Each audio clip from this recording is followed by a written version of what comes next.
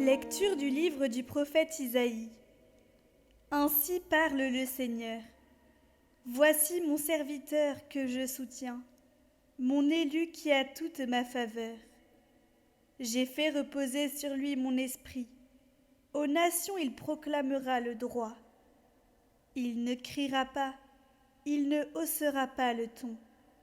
Il ne fera pas entendre sa voix au dehors. Il ne brisera pas le roseau qui fléchit. Il n'éteindra pas la mèche qui faiblit. Il proclamera le droit en vérité. Il ne faiblira pas, il ne fléchira pas, jusqu'à ce qu'il établisse le droit sur la terre et que les îles lointaines aspirent à recevoir ses lois. Moi, le Seigneur, je t'ai appelé selon la justice. Je te saisis par la main, je te façonne. Je fais de toi l'alliance du peuple, la lumière des nations. Tu ouvriras les yeux des aveugles, tu feras sortir les captifs de leur prison, et, de leur cachot, ceux qui habitent les ténèbres.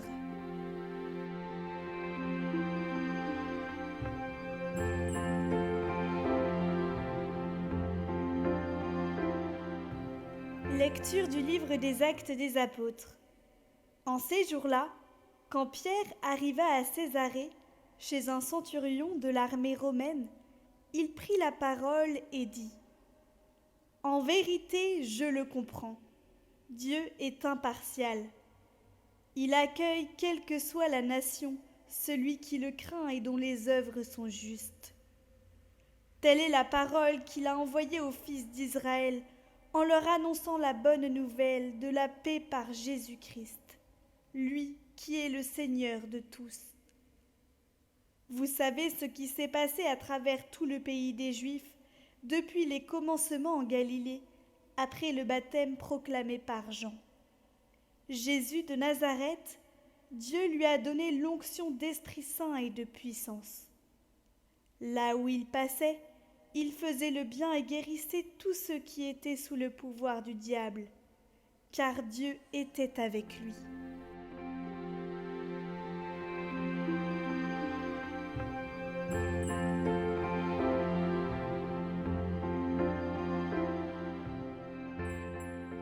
Évangile de Jésus-Christ selon saint Matthieu.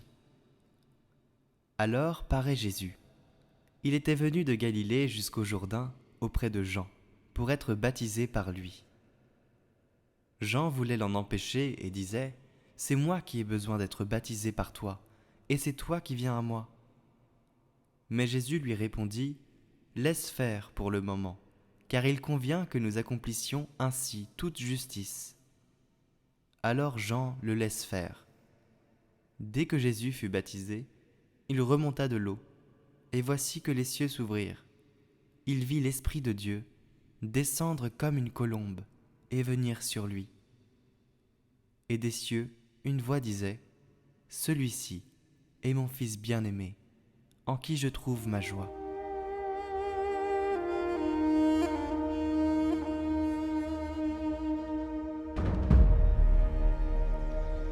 Chers frères et sœurs, Jean-Baptiste, en baptisant, était loin d'imaginer la surprise qui l'attendait.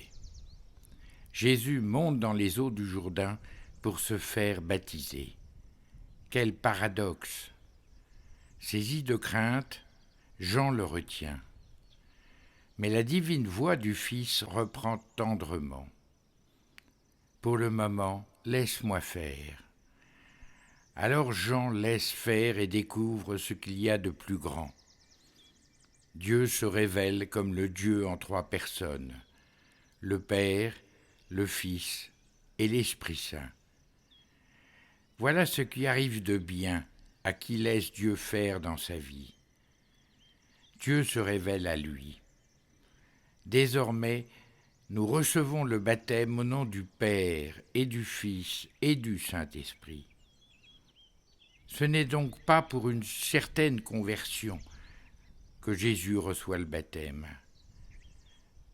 mais il se fait solidaire des pécheurs en entrant dans le cours de ce que l'on doit faire. et ce faisant, il nous révèle le mystère du Dieu Trinité. C'est le moment pour chacun de se souvenir du jour de son baptême et de réitérer les promesses baptismales. Te souviens-tu de la date de ton baptême ? Fête ce jour-là aussi et laisse Dieu faire dans ta vie. Dieu vous bénisse.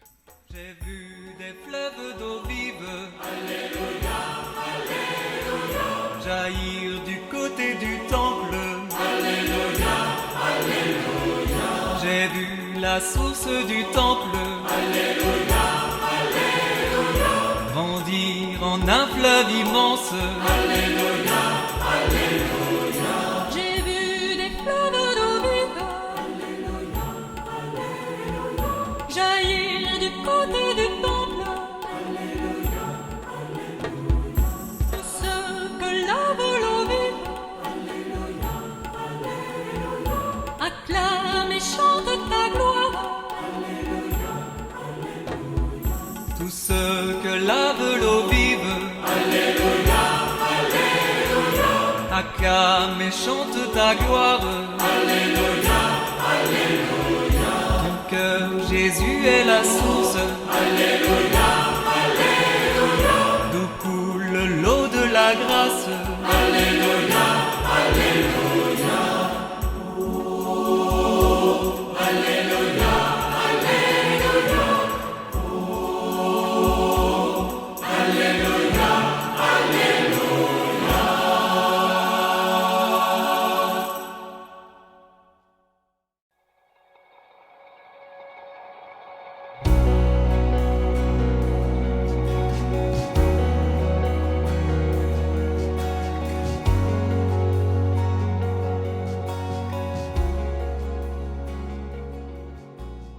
Notre Père, qui es aux cieux, que ton nom soit sanctifié, que ton règne vienne, que ta volonté soit faite sur la terre comme au ciel.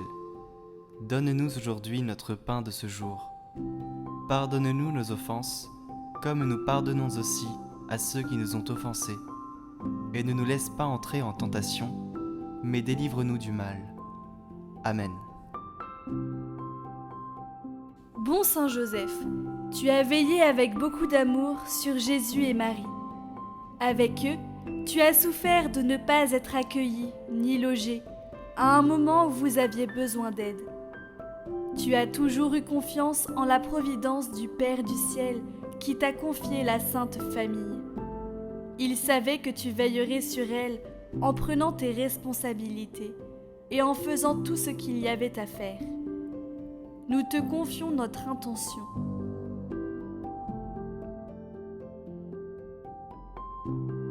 Et les intentions de tous ceux qui prient avec cette neuvaine. Et nous te demandons d'intercéder pour nous auprès de Dieu.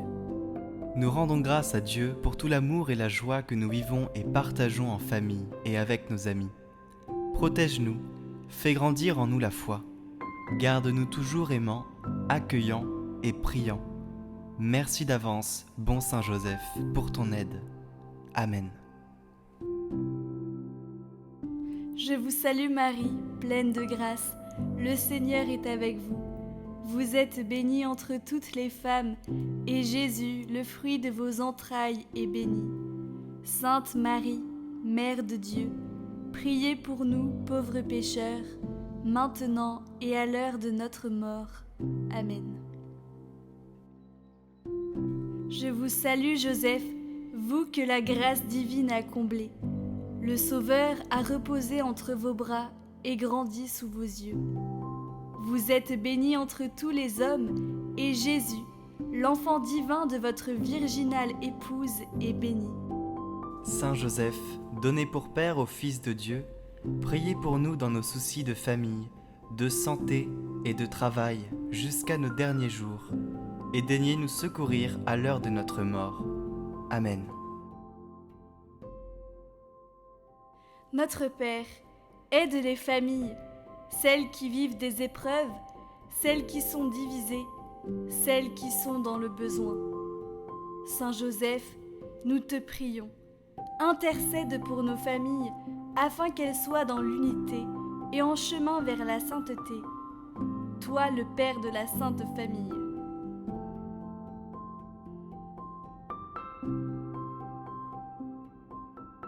Notre Père, nous te confions particulièrement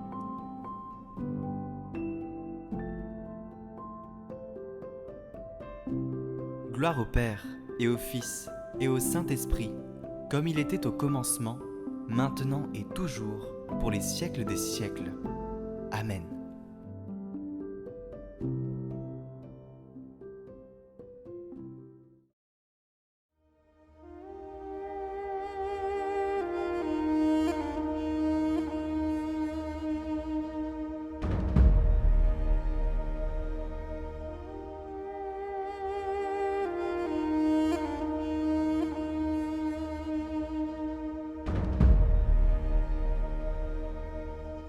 Pendant que j'écoute Jean-Baptiste, je ne rapporte pas ces paroles parce que ce sont celles des évangiles, mais amplifiées avec impétuosité. Je vois mon Jésus s'avancer sur un sentier qui longe la frange herbeuse et ombragée qui côtoie le Jourdain. Jésus est seul. Il marche lentement et arrive derrière Jean. Il s'approche sans bruit, tout en écoutant la voix tonitruante du pénitent du désert. Comme si Jésus était lui-même l'un de ceux qui venaient trouver Jean pour se faire baptiser et se préparer à la purification pour la venue du Messie. Rien ne distingue Jésus des autres. Par ses vêtements, il ressemble à un homme du peuple. Par ses traits et sa beauté, à un seigneur, mais aucun signe divin ne le distingue de la foule. Cependant, on dirait que Jean sent une émanation spirituelle particulière. Il se retourne et en identifie immédiatement la source. Il descend en hâte du rocher qui lui faisait office de chair et s'avance vivement vers Jésus, qui s'est arrêté à quelques mètres du groupe et s'appuie à un tronc d'arbre. Jésus et Jean se fixent un moment, Jésus de son regard bleu si doux, Jean de ses yeux sévères, très noirs, remplis d'éclairs. À les voir tout proches, ils sont l'antithèse l'un de l'autre. Tous les deux grands, c'est leur seule ressemblance. Ils diffèrent énormément par tout le reste. Après avoir scruté Jésus d'un œil pénétrant, Jean s'exclame « Voici l'agneau de Dieu. Comment peut-il se faire que mon Seigneur vienne à moi ?» Jésus lui répondit paisiblement « C'est pour accomplir le rite de pénitence. Jamais, mon Seigneur, c'est à moi de venir à toi pour être sanctifié. Et c'est toi qui viens à moi ?» Comme Jean s'était incliné devant lui, Jésus lui pose la main sur la tête et lui répond « Permets-moi que tout se fasse comme je le veux, pour que toute justice soit accomplie et que ton rite entraîne les hommes vers un plus haut mystère et qu'il leur soit annoncé que la victime est dans ce monde. » Jean l'observe d'un œil qu'une larme adoucit, et il le précède vers la rive. Jésus enlève son manteau, puis il descendit dans l'eau où Jean se trouve déjà. Celui-ci le baptise en lui versant sur la tête de l'eau du fleuve, avec une sorte de tasse pendue à sa ceinture, et qui me paraît être une coquille où la moitié d'une courge est vidée et séchée. Pendant que Jésus remonte sur la berge, et que, après s'être vêtu, il se recueille en prière, Jean le désigne à la foule, et témoigne qu'il l'a reconnu au signe que l'Esprit de Dieu lui avait indiqué, et qui désignait infailliblement le Rédempteur. Mais je suis polarisé par le spectacle de Jésus, qui prie, et je ne vois plus que cette figure lumineuse qui se détache sur le fond vert de la rive.